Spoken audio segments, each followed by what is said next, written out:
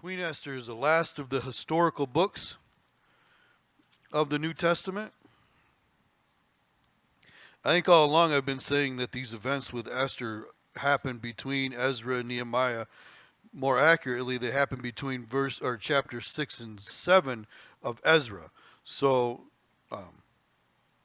just to kind of narrow it down to where it really took place.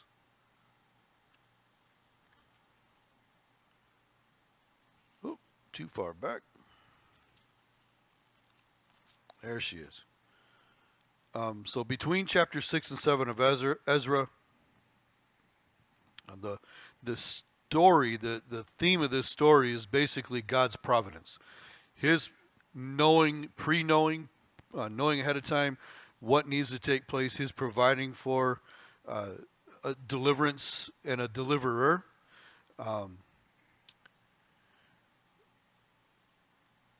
We don't know who actually wrote the book. Some suggest or suspect Mordecai may have written the book, but we don't know that for sure. It would have certainly been somebody possibly on the inside, somebody who would have access to Esther, somebody who would have access to the king, or at least the king's court, which Mordecai would fit that. A lot of these events were not public, so it would have to be somebody who is kind of in the know and as far as the king's court. So it would make sense to me if somebody said, "Oh yeah, it's Mordecai." I don't have a problem believing it. We don't know for sure, but so sometime around 483 to 473 BC is when this was written. Ahasuerus is Xerxes. He is the grandson. Let's see if I can get this right because I don't have any notes. The grandson of Cyrus the Great. He's the fourth king in line from Cyrus down, but his mother was a daughter of Cyrus. So he's the grandson of Cyrus, the father of Artaxerxes Longimanus, who, well, I'm afraid to make a statement here about him without, anyhow. We're almost at the turning point in history where Greece is getting ready to become the world power. They're fighting with Greece now. Xerxes is a very powerful man, a very big man, a very angry, quick-tempered man. You hear some different stories about him, whether they're legend or whether it's real. It's hard to tell, but he's that kind of a person, has that kind of a personality about him that, whether true or not, these kind of stories, big stories, come out about him and the kind of really warrior king that he was.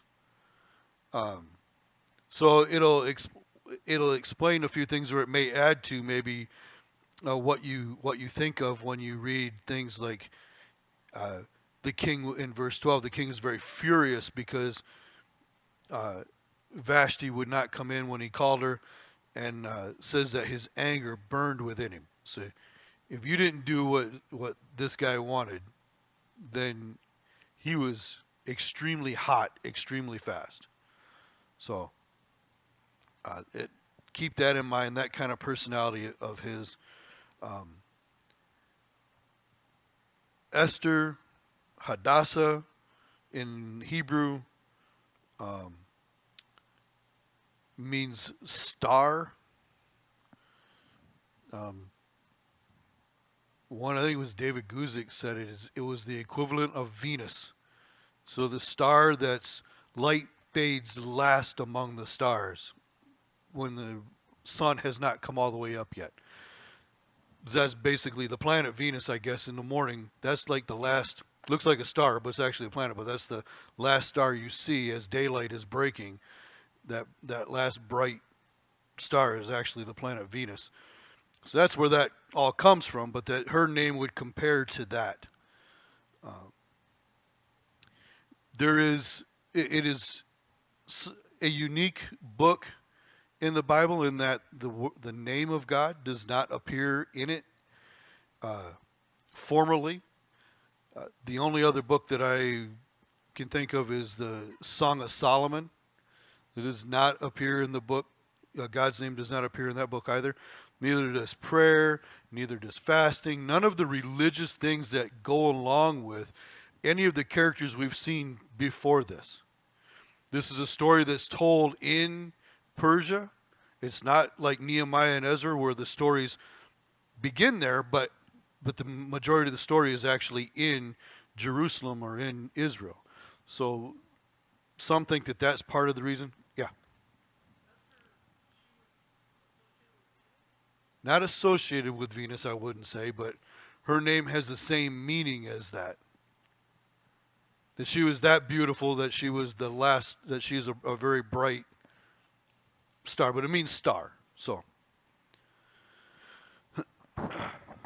but no, she's not responsible for the Greek god Venus or goddess Venus or Isis or whatever. But yeah, she would. I think the meanings are basically the same, without all of the junk added in that's given over to the goddess Venus. So, all right, there are, and I'm not going to really get into them tonight, but there are 4 what they call acrostics in Esther that spell out the name of God when you take the first letter of each word in a certain phrase. And 2 of them, those phrases are spoken by Jewish people, and so the name goes forward. And the other 2 phrases are spoken by Persians, and so the name is spelled backwards. I don't know. But it's significant enough because the reason I'm not going to hammer this and get into it is because people start looking for Bible codes and trying to find all kinds of craziness like Hitler and everybody else in there, or the name of the Antichrist or whatever else. And, you know, there's a popular saying that if you torture the text long enough, you can make it say whatever you want it to say. So I'm not getting into all that, but this was significant enough that there, I guess, are some ancient Jewish writings where those letters are emboldened to show that the name is there hidden in those phrases. So it's not something that just came up in the last 20 years where somebody was fooling around and made it happen. This is something that was recognized by ancient scholars. So that is basically our introduction. There's not a lot of an introduction here to this. Anyhow, let's get started. It says, now it came to pass in the days of Ahasuerus, this was the Ahasuerus who reigned over 127 provinces from India to Ethiopia. This is a huge area. If you look on the map, it's a massive area. I want to say, not exactly sure, but I want to say it's the biggest of those kingdoms as far as landmass that Daniel talks about, as far as Persia is concerned. When you think of Babylon, Persia, Greece, and Rome, landmass-wise, I think this is the biggest of the 4 of them. In those days when King Ahasuerus sat on the throne of his kingdom, which was in Shushan the citadel, that in the 3rd year of his reign he made a feast for all his officials and servants, the powers of Persia and Media, the nobles and the princes and the provinces being before him. When he showed his riches of his glorious kingdom and the splendor of his excellent majesty for many days, 180 days in all. And when these days were completed, the king made a feast lasting 7 days for all the people who were present in Shushan the citadel, from great to small, in the court of the garden of the king's palace. There were white and blue linen curtains fastened with cords of fine linen, and purple on silver rods, marble pillars, and the couches were of gold and silver on the mosaic pavement of alabaster, turquoise and white and black marble. And they served drinks in golden vessels, each vessel being different from the other, with royal wine in abundance according to the generosity of the king. All right. So just, to kind of hit on this, Shushan the citadel. Shushan was the winter home for the king of Persia. In the summertime, this would have been so hot, nobody stayed there. Everybody left the area. It was way too hot to stay there. It was said that it would get so hot in the summer that if a lizard or a snake tried to cross the main path or road, it would be dead before it got across the road. So if it came out of its cover to make any kind of distance, it would be fried before it would get to any more cover. So it's that kind of hot place. So we know then that he's there in the winter months because it's a good place to be now, kind of like us heading south for the winter. It's good temperatures, it's good weather. This feast, most believe, was a gathering for planning for battle, planning for a war. So it's a long time, 180 days in all for this gathering of the nobles and the servants and all the powers that be in all of its provinces. That doesn't mean, though, that there was only 127 provinces. So it's probably not just 127 people. This is thousands of people that they would bring in and have these big feasts and festivals. Now, the most prominent were probably coming in closer to the king to prepare for battle, to talk about battle. One of the reasons that he would show off his riches would be to show that he could finance the battle. And so he would try to amass a massive army. I believe one of the armies that they say that he amassed was 1 million people or over 1 million. That's a massive army, especially for that day. But we've been saying that all through the historic records of Israel, for first and second Samuel and Kings and the Chronicles, that they regularly massed armies that were in the hundreds of thousands. And that's just little Israel. And the Philistines. This is not the world power of Babylon or Assyria or whatever. So he's basically proving to all of the people who are under him, all of his nobles, that he can finance this war. They are probably putting together battle plans, what to do, why they would go after Greece. But they want to put this together. So this is likely what they're doing there. But he's showing off at the same time his riches, all the artwork that he has, everything that's been done for him. It's kind of like, I've been able to finance, these mosaics, these curtains, these draperies. I've been able to finance this whole palace, and here's this pile of gold. Look, I've been able to make cups, individual cups for every person who comes to this feast. And all of these masses of people, and they all have a unique golden goblet for themselves.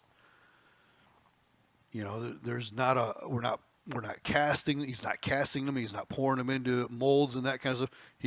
This is being made out something different for everybody. So, just to kind of get a picture of what's going on, and his trying to prove with his giant feast and festival, on top of the battle plan making is, and again, can you imagine financing a party for 180 days for thousands? It was in Ezra. We read about Nehemiah. We read about Cyrus's daily provision for those who were serving him and his, and it was an amazing number of animals daily that had to be provided for. So these kings were very, very wealthy, um, and had just a lot of stuff, a lot of means to be able to promote themselves and promote their kingdom and the security of the kingdom that these nobles were a part of. So, verse 8 says, in accordance with the law, the drinking was not compulsory, for so the king had ordered all the officers of his household that they should do according to each man's pleasure. So he's not trying to force anybody to drink. He's not trying to force anybody to break their religious laws. He's not trying to force anybody. It's available to you. You can have it. Verse 9, Queen Vashti also made a feast for the women in the royal palace, which belonged to King Ahasuerus. And that right there is why a lot of scholars think they were doing battle plans, because a lot of times the feasts were men and women together. When they were apart, the men were doing business. Besides all the drinking they were doing business of some sort. So that's why she has this other feast that she puts on. So on top of what he's doing to impress all the men, she is entertaining all the ladies. On the seventh day, when the heart of the king was merry with wine. Now this is the closing festival. This is the one that was a verse 5 said they had when everything was completed, they had the feast that lasted 7 more days. So at the end of that, the king is basically drunk, merry with wine. He says he commanded Mahuman, Biztha, Harbona, Bigtha, Abagtha, and Zethar and Carcass, 7 eunuchs who served in the presence of King Ahasuerus to bring Queen Vashti before the king, wearing her royal crown, in order to show her beauty to the people and the officials, for she was beautiful to behold. Now, the eunuchs were not. Sometimes I think we get the impression that these were just slaves. They were eunuchs. They took care of the harem, so they were made eunuchs because of that.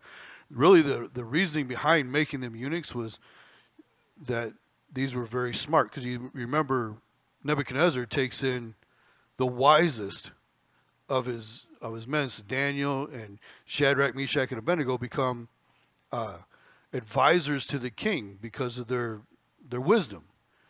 And it's likely they were made eunuchs at the same time, because then they would not be able to have any kind of heritage beyond them, and that would take away any desire to raise up their own kingdom to come against the king that they served.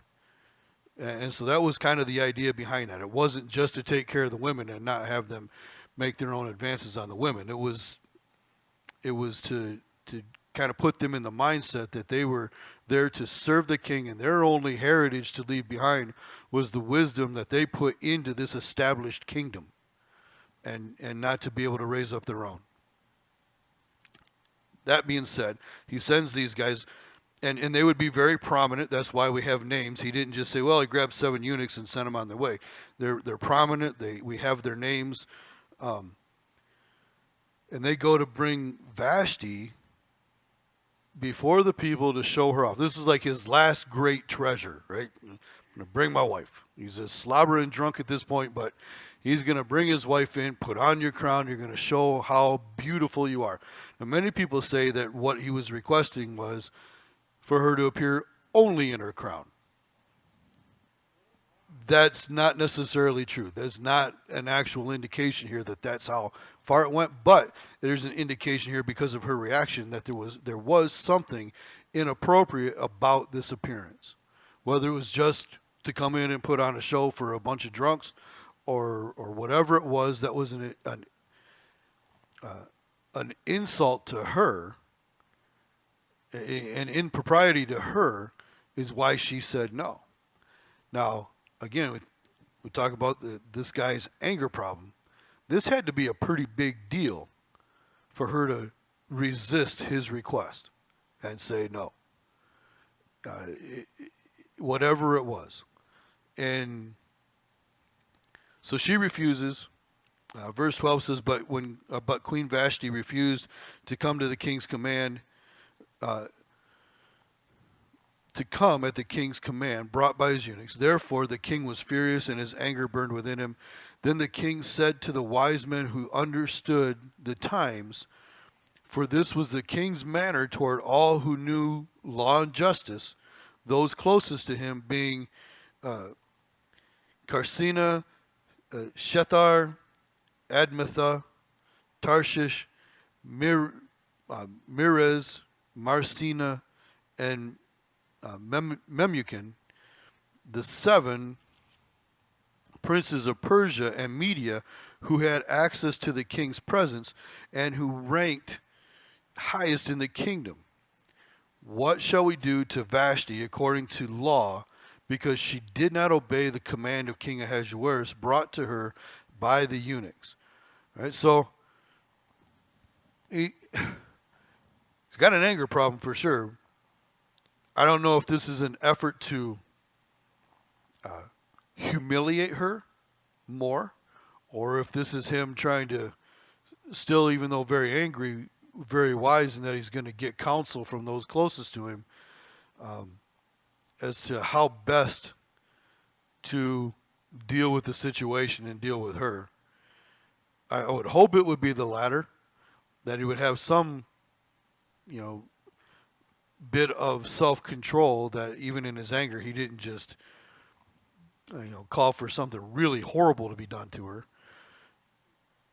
And so he puts it kind of into the hands of those who are not offended, but those who could be offended later on down the road.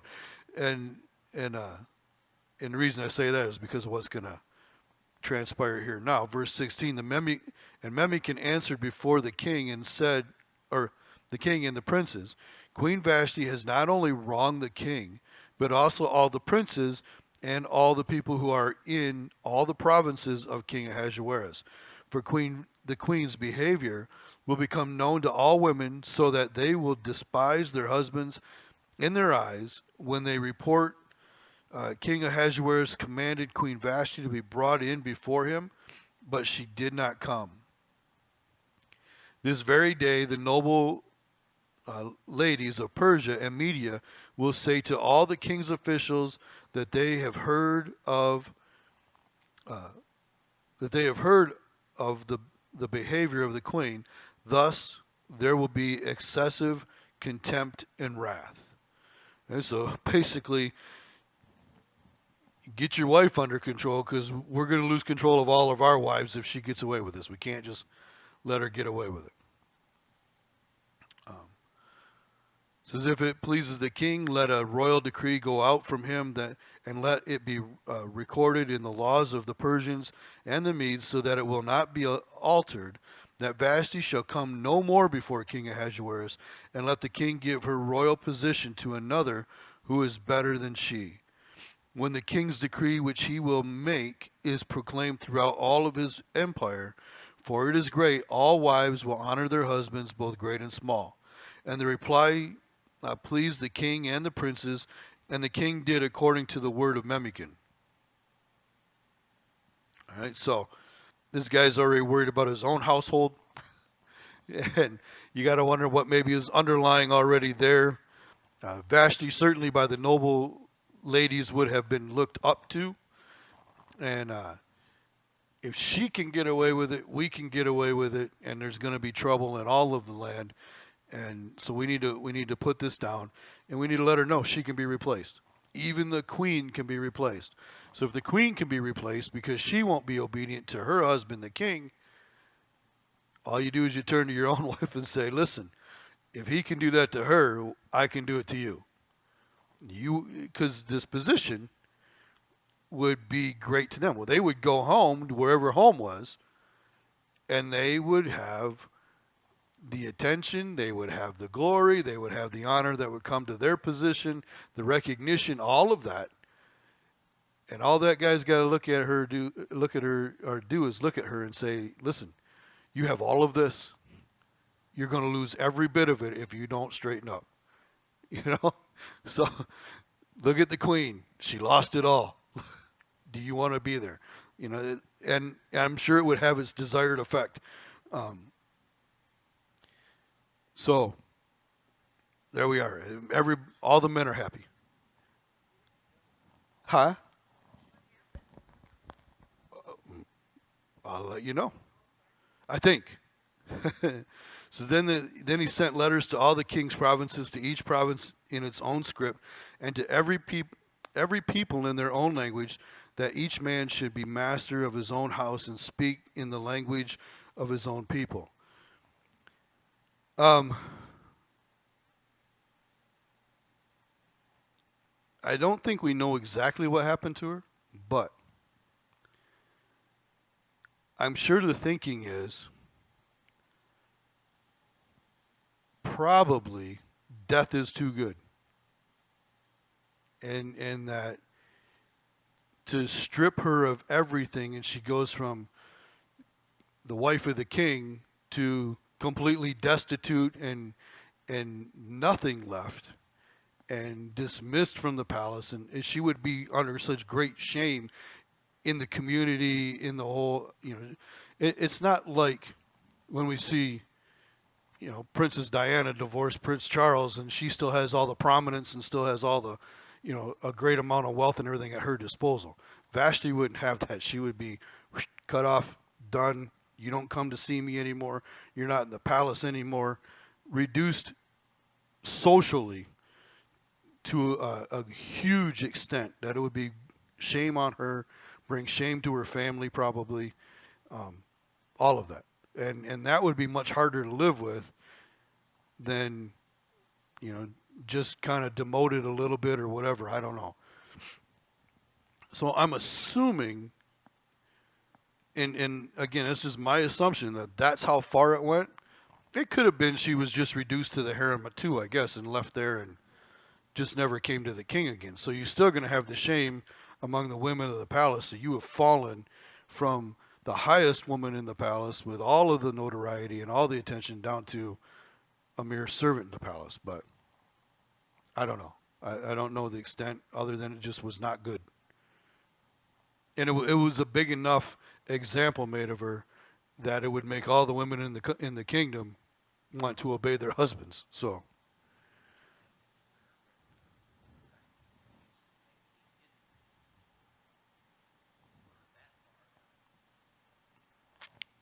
Well, you mean here at the beginning of chapter 1 or chapter 2?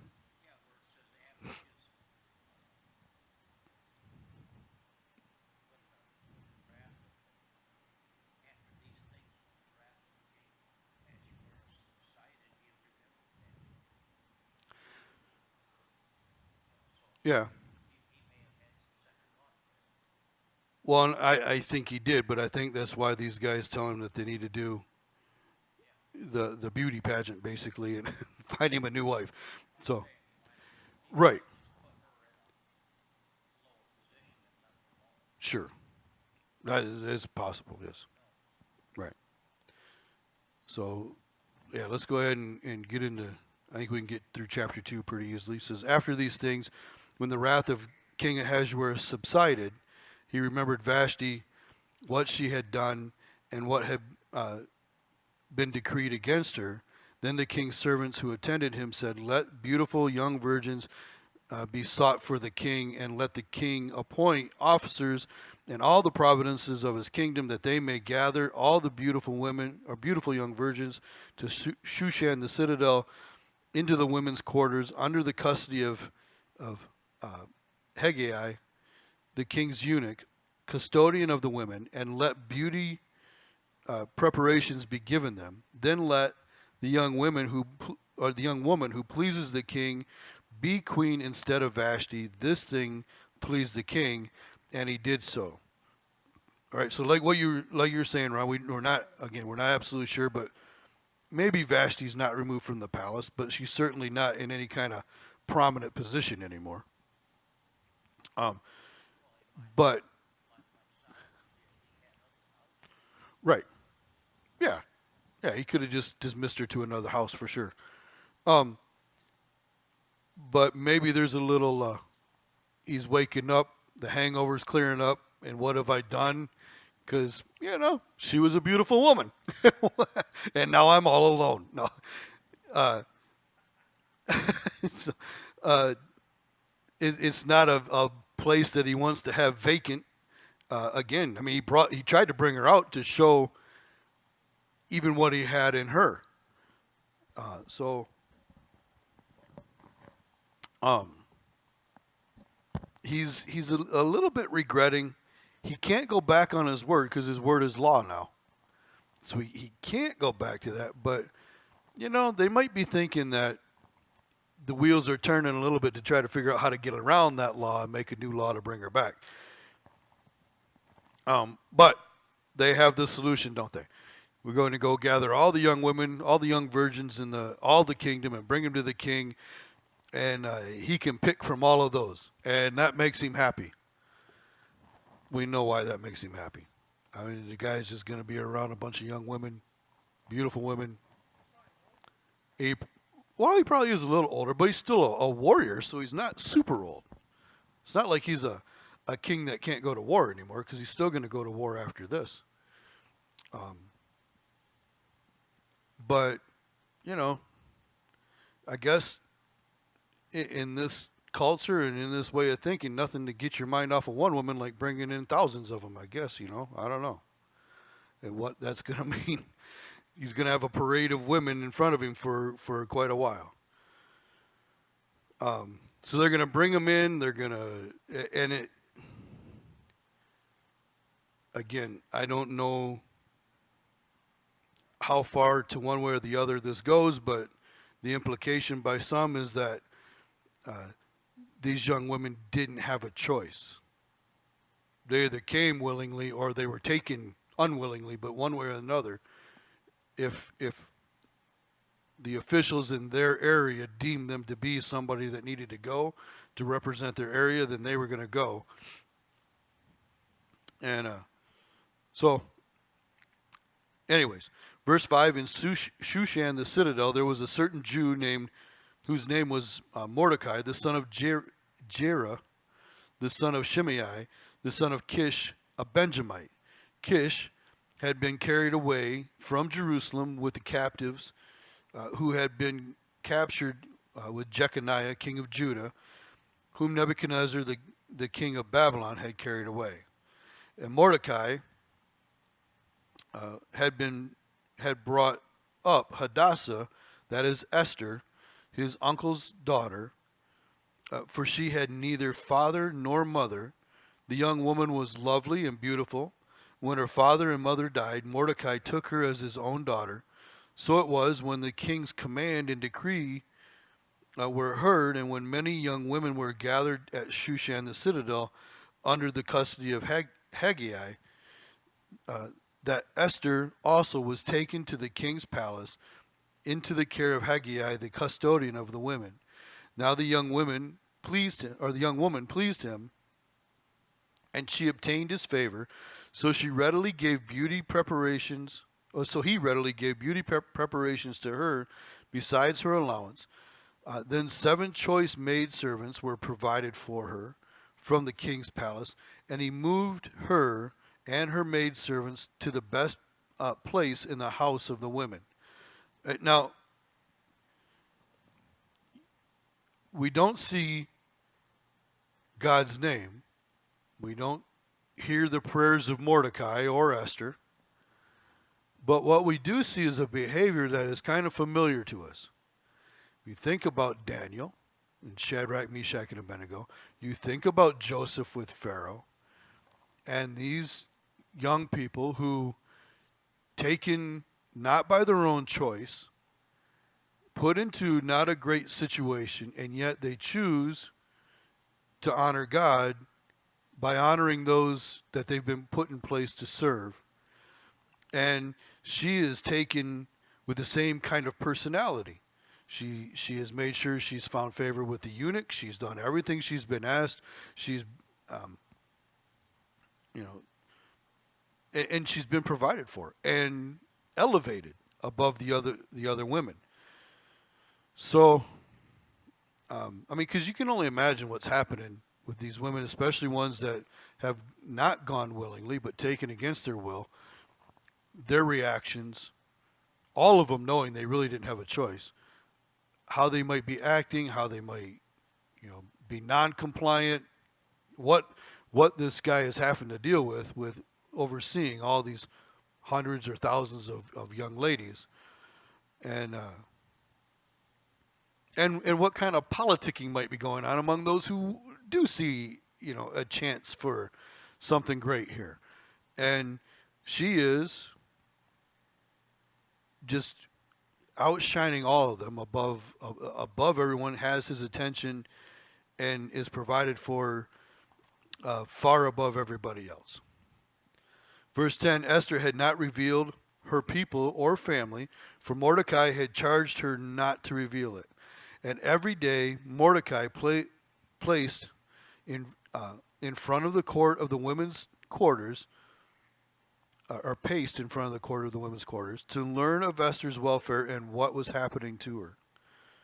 Each young woman's turn came to go to King Ahasuerus after she had completed 12 months preparation, according to the regulations for the women, or for thus were the days of their preparations appointed, 6 months with oil of myrrh, 6 months with perfumes, and preparations for beautifying women.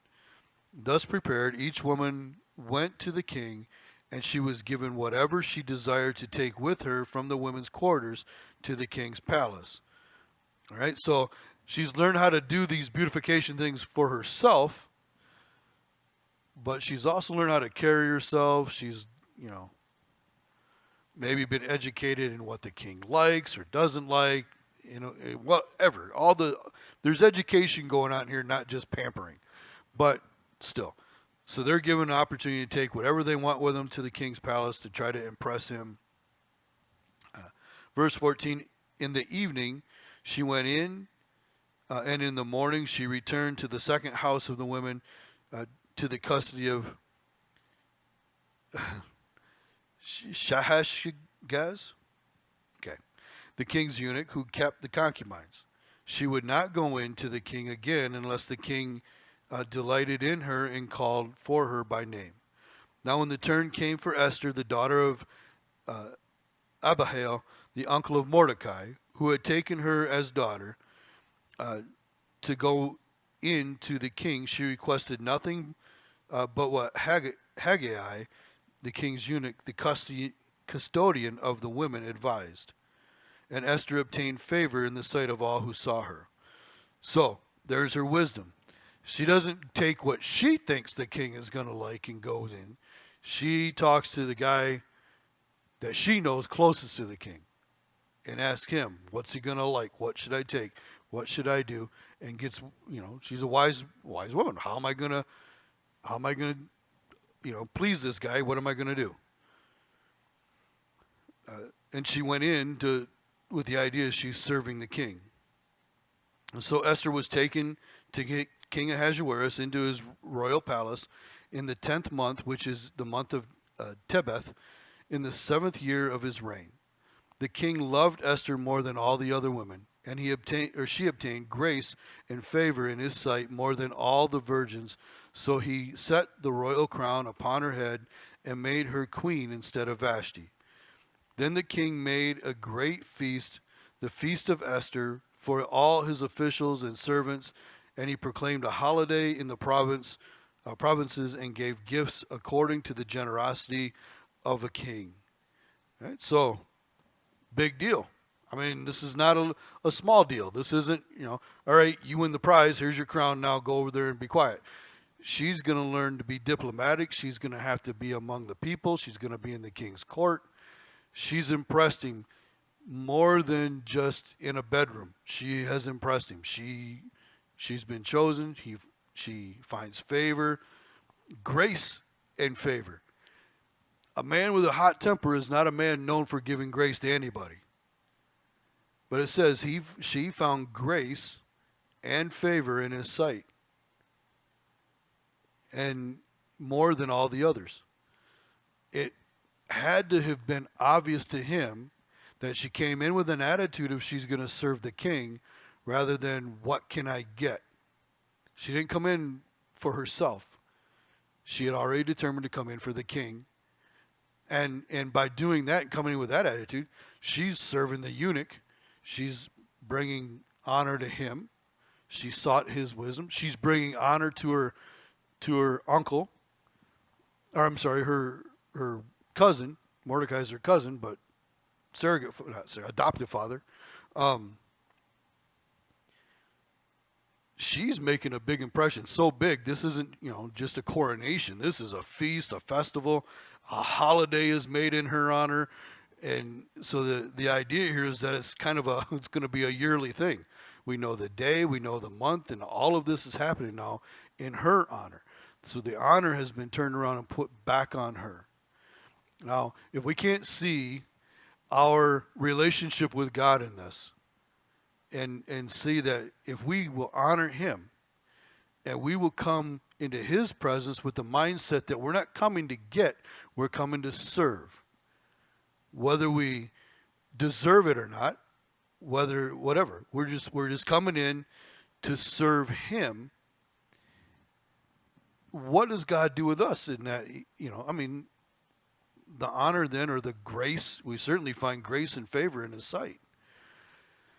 And, the first thought that comes to my mind is we begin to see his names, like Jehovah Jireh, Jehovah Rapha. We begin to see those things active in our life. We see God active in our life and preparing or providing for us. We don't get a holiday named after us, but certainly at least when we have this moment when we are united with him, when we become his, the Bible tells us there's a celebration in heaven. And it would be even bigger than this. But anyhow, I don't want to digress too much here, but we see a man whose heart is inclined to go to anger and violence pretty fast. And she has won it and won his love and his grace and his mercy, or his favor. And then elevated to a place of prominence. Then the king made a great feast. I already read all that. Verse 19. When virgins were gathered together a second time, Mordecai sat within the king's gate. Now Esther had not revealed her family and her people, just as Mordecai had charged her. For Esther obeyed the command of Mordecai as when she was brought up by him. All right, so there again, you have still bringing honor to Mordecai. She's in the palace.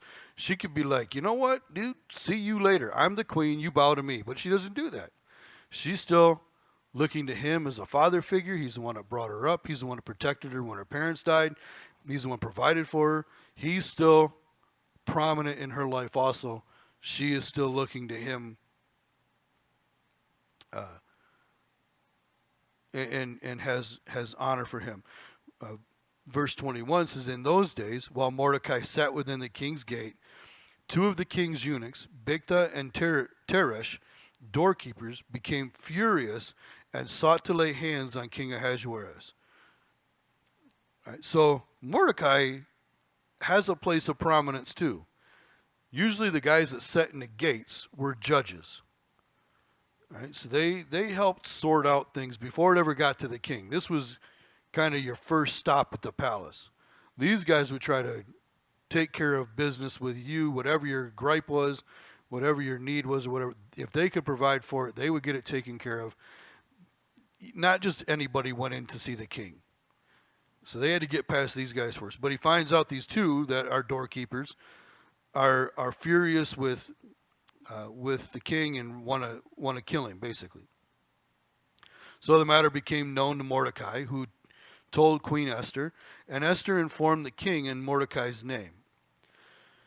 And when an inquiry was made into the matter, it was confirmed, and both were hanged on a gallows, and it was written in the book of the Chronicles in the presence of the king.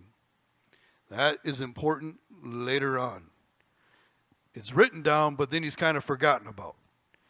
And just the matter's taken care of. This guy, I got to do something for this guy, but I don't have time right now. Just put his name in here so I know and I can take care of this later. And it's, it's a done deal. So we have to look at that next week. Maybe we'll get into that, probably, at least into the story, starting the story. But so far, what we see, is a couple of people who don't live in a great situation. Not from our perspective, or at least not from mine.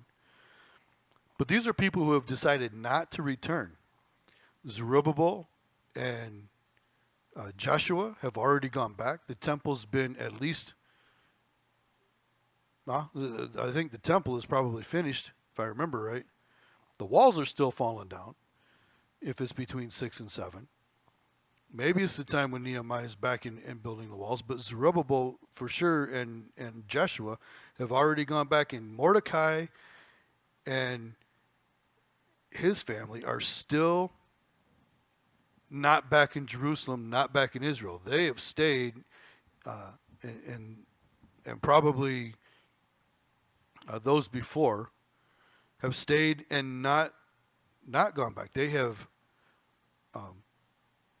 kind of gotten themselves used to the culture. They've gotten themselves used to a position, whatever. They have not seen to go back to Jerusalem. It's not been put in their heart to go back. And that was not a forced thing. Remember with Zerubbabel and Joshua, with Ezra, with Nehemiah, nobody was forced to go back. It was a choice that they had to make to go back or to stay. Now, had Mordecai decided to move the family back to Jerusalem? Maybe you don't have this. But they've stayed. And they've stayed in a place that isn't their home. It's a pagan place. I get the sense from some of the things that are going on here, they're very Jewish.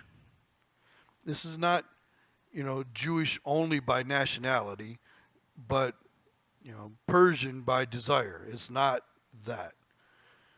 The reason I say that is because Mordecai has told her, don't tell them where you're from. They're not looked on necessarily with great favor.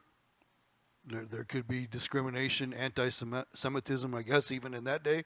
There always has been since they've been a nation. But for whatever reason, they're hiding their identity as a people, but they still identify with the Jewish nation. So, for right now, whatever the level of maybe persecution or rejection might be for being a Jew, they're hiding who they are. It will definitely be revealed in this story who they are, and so I'm not saying that, and I don't think it implies that they're ashamed of who they are. I think there's just a level of protection that Mordecai sees needs to be, and for whatever reason, and we find out the reason is so that she becomes queen, because maybe she's dismissed right away because of her nationality. I don't know. But we should be able to pretty easily see God's favor, God's hand in all of this. Just because her behaviors and the prominent position she's elevated to, I mean, you just have young men before her in Daniel and Shadrach, Meshach, and Abednego, and in Joseph, with two other emperors, a pharaoh and a king. They have the same kind of favor. They have the same kind of elevation, places of prominence, because first they want to honor God, and that comes out by honoring those who have been set above them without compromising to God. So even though we don't see his name, you got to be able to see him involved in this story. It's not hard to see God's hand in this and God's providence in this. And it's not about the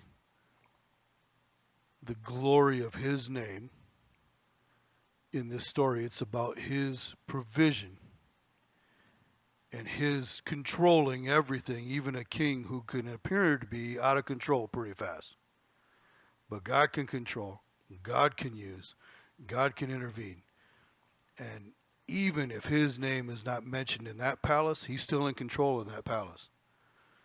And so even if his name is not mentioned in our White House, which we hear today it is, but even if it's not mentioned outside of anything other than a connected to a curse, in our White House, in the Kremlin, in whatever other governmental building, the UN, whatever. It may not be mentioned there, but he is in control there, whether they admit it or not, whether they recognize him or not, doesn't matter. It doesn't matter. He's in control all the time, everywhere.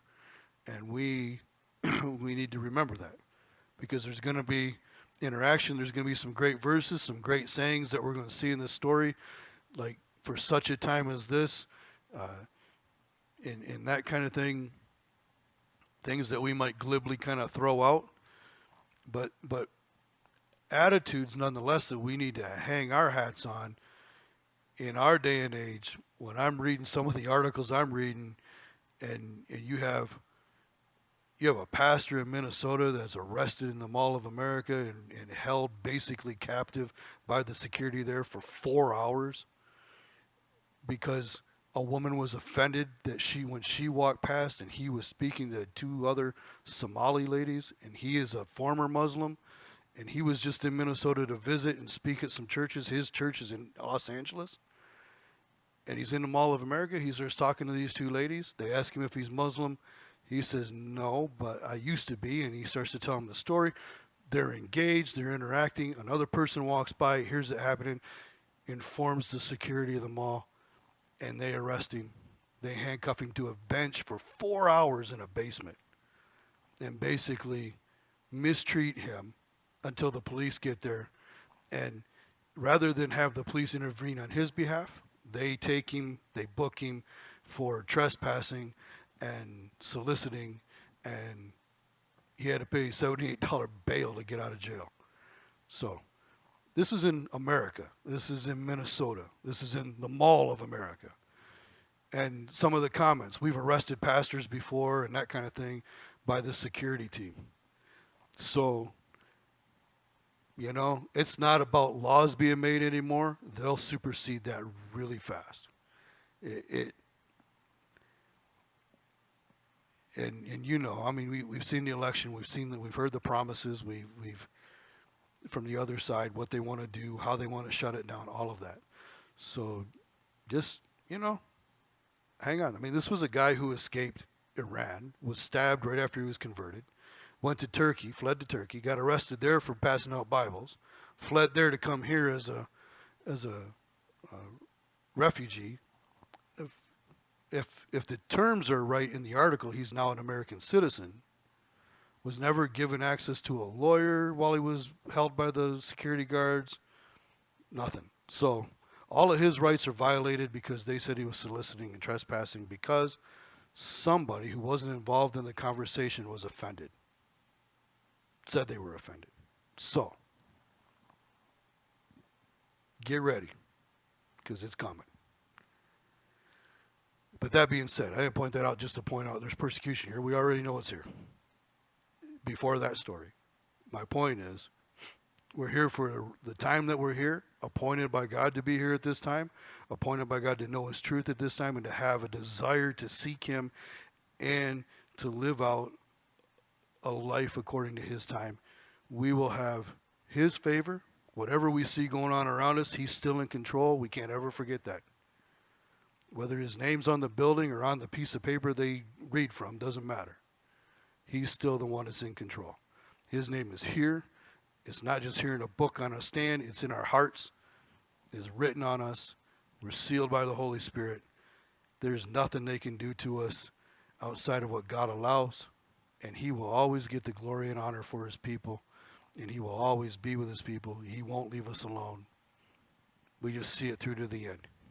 Because we know how it ends. We have his favor. We'll be with him. We know how it ends. And most of the time, I think they know how it ends, and they don't like it, and they think they can change it, but not so. Anyhow, I say some really weird things, and one of these days it'll all be used against me, probably. So,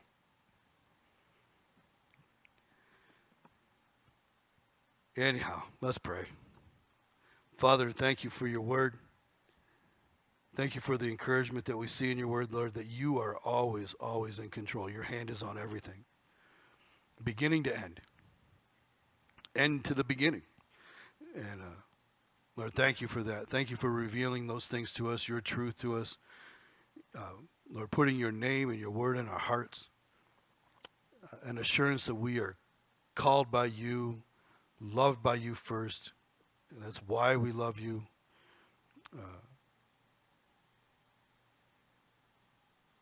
Lord, thank you. Lord, whatever is, I don't know if this case is still going on in Minnesota, but I ask that you would intervene on this pastor's behalf. Lord, that he would become a public mouthpiece for you, that would have greater attention than he already has, but that his words and his conduct would be brought forth, and Lord, that he would be found to be a good and true witness of you and your love and your grace and your mercy, and not just be used to incite people to anger and whatever else, but that he would be a great example of your grace and your compassion and your love for people. But Lord, give him strength to withstand against anything that comes his way, whatever he has to face. Lord, give him the strength. Fill him with your spirit every day. And Lord, to whatever degree we have to face these same things, give us the strength to do what you've called us to do. Help us always to remember that you have us here for this time. You have appointed us here for this time. You have placed us here. You have called us, loved us, saved us. And may we always have that in mind and serve you with our whole hearts.